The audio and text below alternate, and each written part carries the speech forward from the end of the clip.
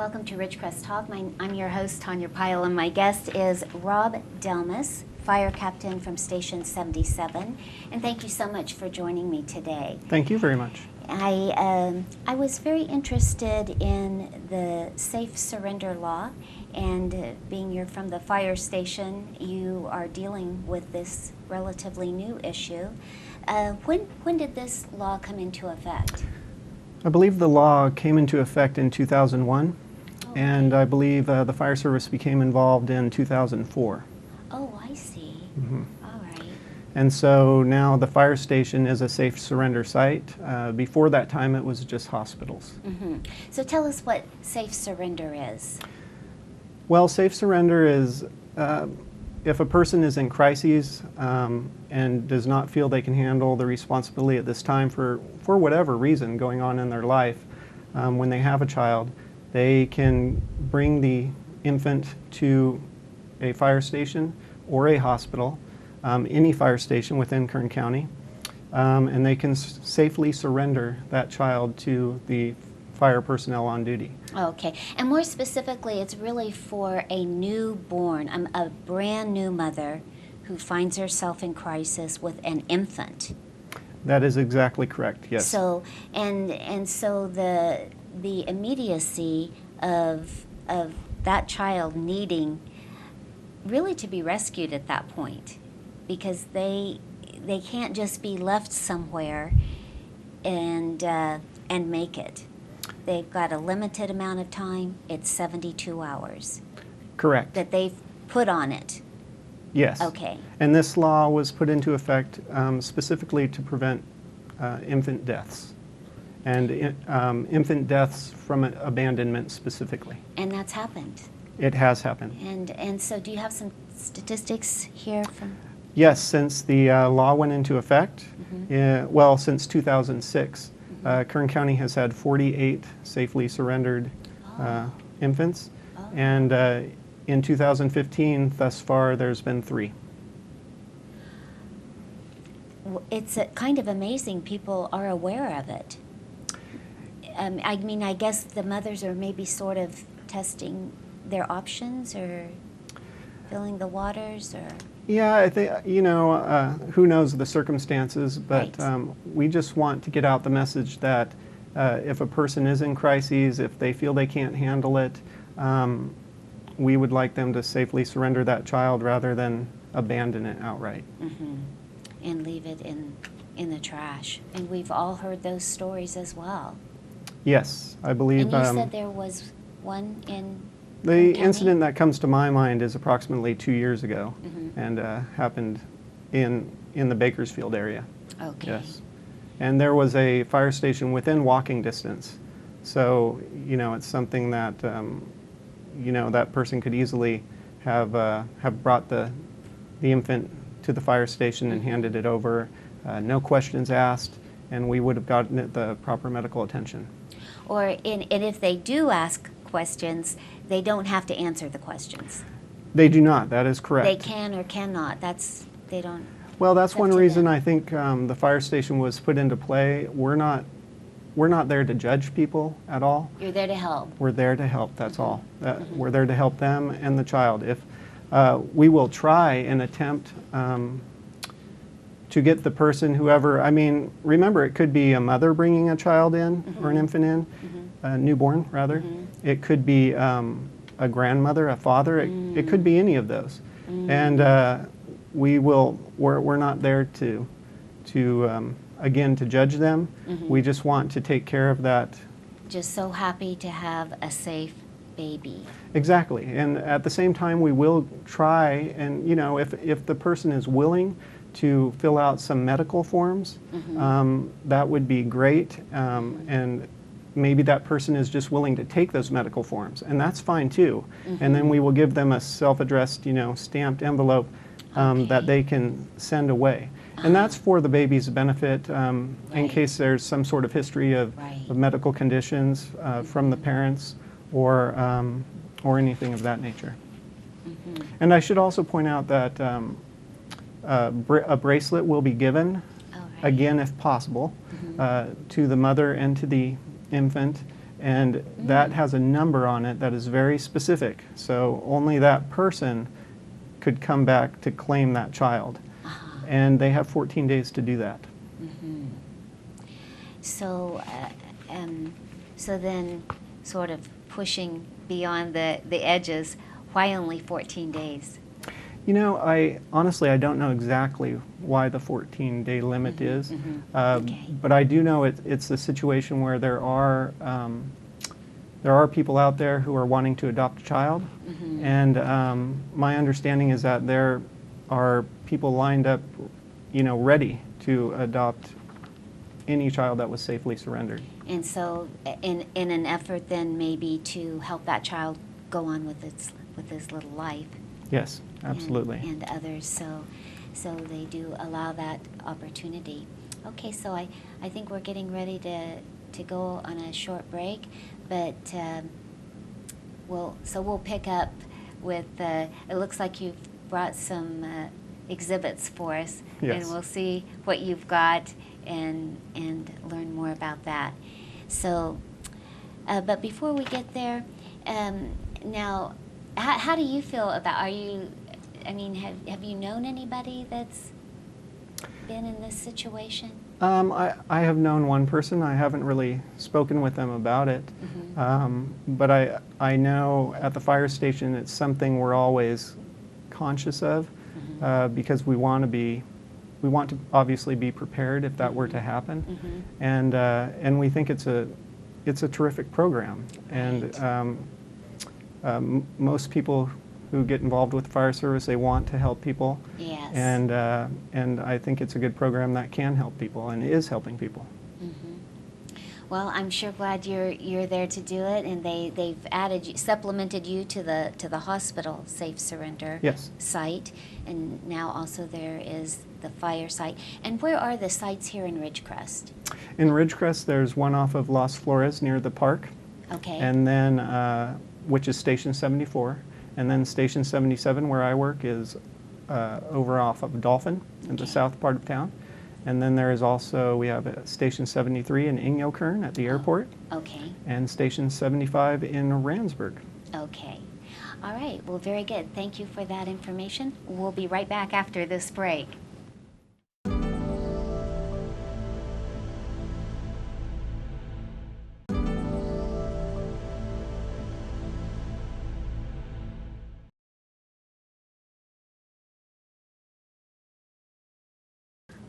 All right, welcome back to Ridgecrest Talk with my guest, Rob Delmas from Fire Station 77. Correct. Here on Dolphin in Ridgecrest. Yes.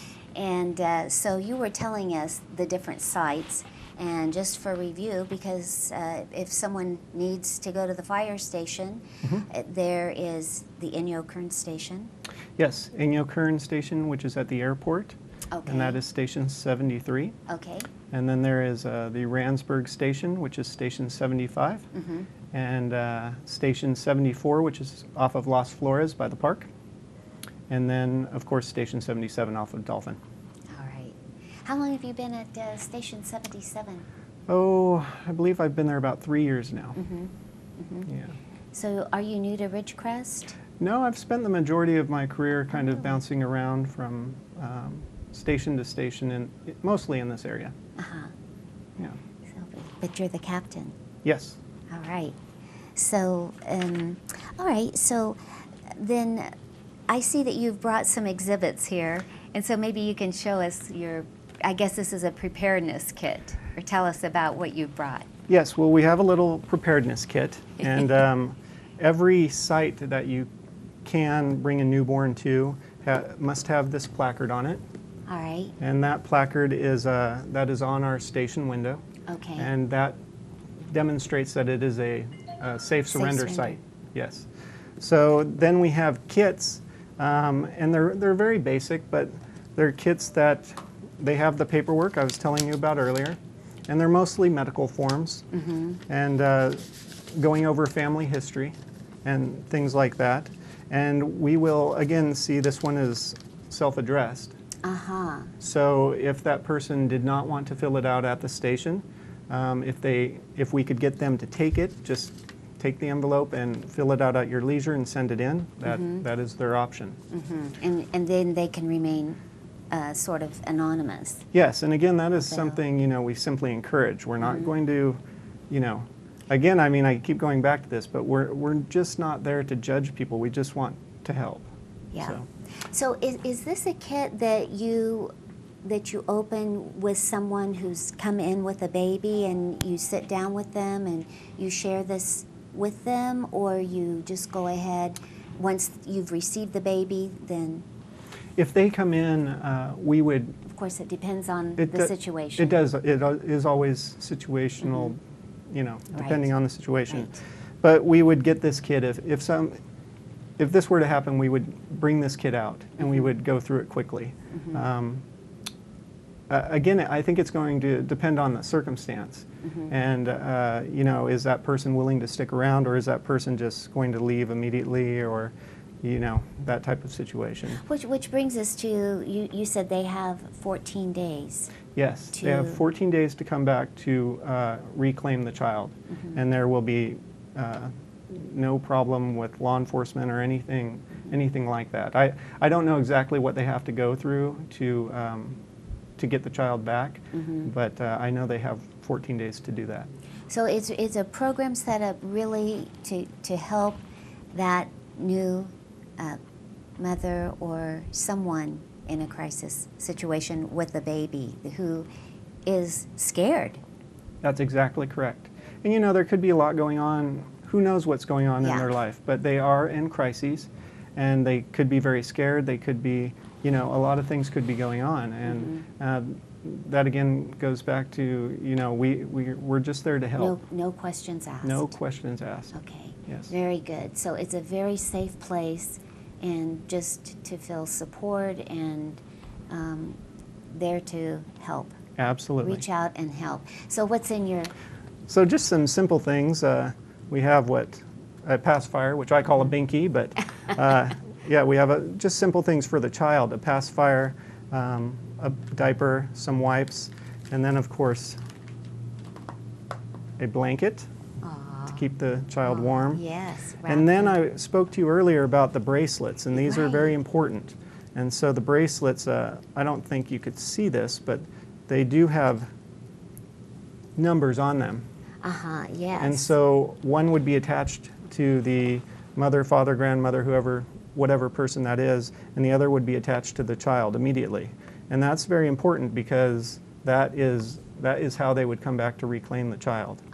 So whoever has this bracelet would be the one that could reclaim the child.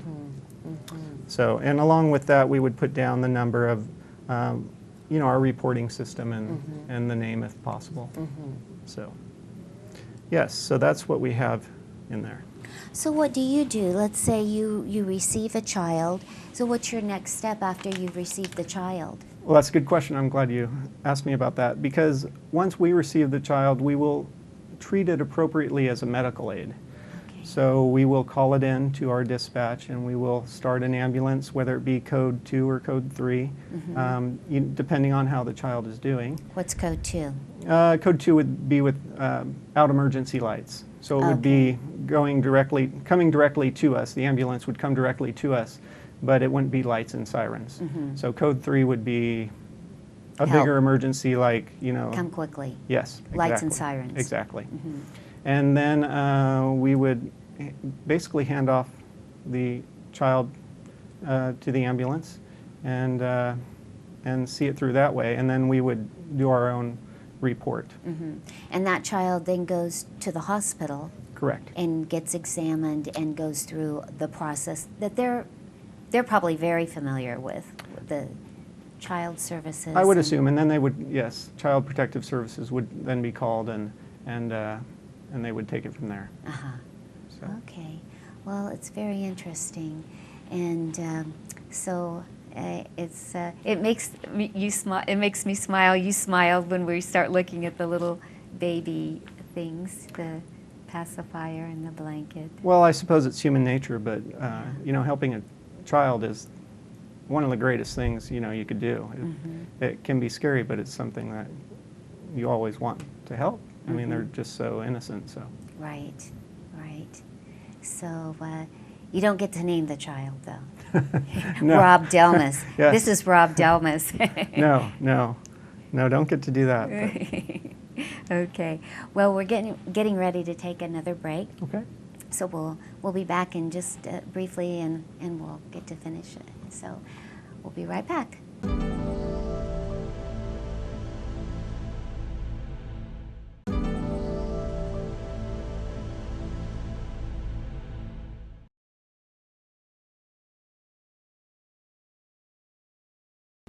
Welcome back to Ridgecrest Talk with Rob Delmas, captain of the Station 77 here Yes. in Ridgecrest, Fire Station 77 on Dolphin. Uh-huh. So I was asking you then about when or if there have been any surrenders in Ridgecrest. Yes, and I don't have specific numbers on that, Mm-hmm. but I know there have been more than a couple. Oh, really? Yes. Yeah, and I don't, none that I can recall at a fire station. Uh-huh. So I believe they've happened at the hospital, but there definitely have been a few. Mm-hmm. But no reports of any unfortunate situations where they were just abandoned and trashed. Not that I... They were surrendered. Correct. In this case. Yes. So the only ones you recall were the ones in the Bakersfield area where it was not a good turnout. No. So fortunately, people are aware here in Ridgecrest. They seem to be, yes. I mean, obviously the population is much greater on the west side, but yes, people seem to be aware of it here and have utilized it at least a few times. That's great to hear. Yes, it really is. It's great that the word is getting out. So, have you ever? I mean, do you have personal experience or anyone you've known who's had a crisis? We were talking about that pregnancy? earlier, but I really, not really. Mm-hmm. I really haven't known anybody that's gone through. I mean, I know there have obviously been difficult times, but no, I don't know anybody who's gone through a crisis like this. Mm-hmm. Mm-hmm. Well, probably they wouldn't necessarily. They might be more inclined if it's a mother to turn to a woman for Yes. help. I mean, for a very close friend or parent or relative or someone like that. Maybe they wouldn't be inclined to call the fire station. True. So, Very true. But it's good to get the word out that that the fire station is there to receive that child and help them Yes. through that crisis. Absolutely, and we're public servants, and we take that very seriously, and we try and help people with any number of things. I mean, if they call the fire station for, all sorts of different things, and if we can try and get them an answer, we certainly do, and if we can help them, we certainly will. What have been some of the most fulfilling times for you in your career as a fireman? Well, it kind of ebbs and flows. There's good days and bad days. It's the job could be very difficult at times, obviously. I think since I became a father, you look at things a little differently.